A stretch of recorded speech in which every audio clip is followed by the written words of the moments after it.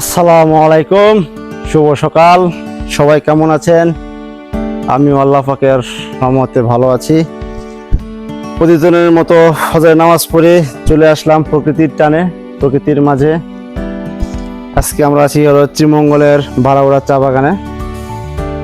তো আজকে আপনাদের নতুন একটা জিনিস দেখাবো। এই যে শ্রীমঙ্গলের চা, এই যে চা পাতা, একটু কাছে নিয়ে আসো। এই যে চায়ের কুড়ি,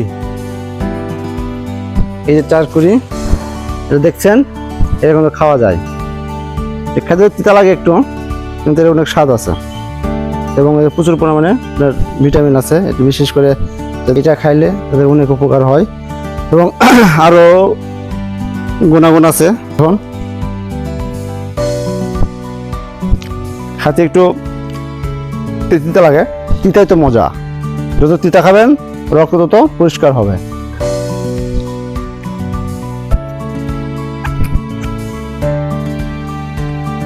তিতা আমাদের খাইতাম, এরকম কষ্ট লাগতো, সেম এরকমই।